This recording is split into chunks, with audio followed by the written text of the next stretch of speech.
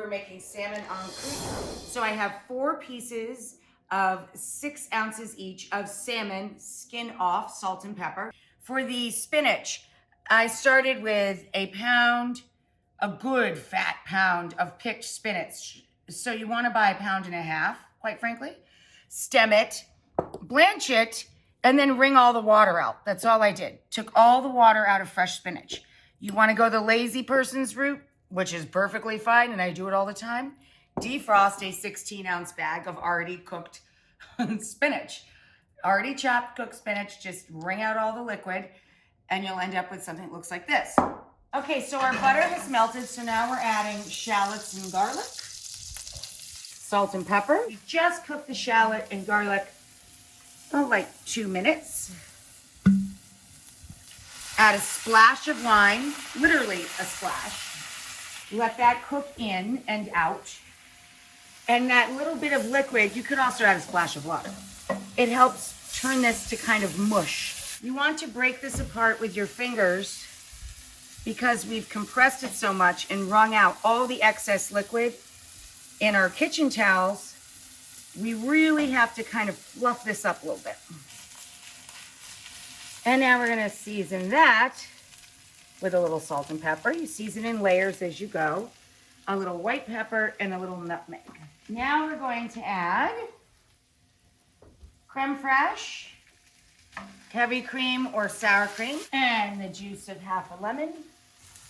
Sprinkle in your parm and your breadcrumb. And now we're going to let this cool so we can put it into the pastry. I took a mixture of dill, thyme, Dijon mustard, and a dab of butter. That's all this is, okay? Now I'm gonna put that on top of the salmon fillets. And on each of my baking sheets, I have a piece of parchment paper, and I have a half a sheet of store-bought, defrosted in your fridge for 2 hours, puff pastry dough. I used Dufour. And I just barely took the wrinkle out of it, lightly floured the surface, and put that down.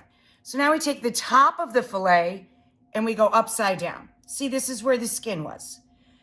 Now we're going to take our cooled spinach mixture and pile that up and over the bottom of the salmon fillet. Now we take our glue, our egg wash, and I wipe the sides of the pastry.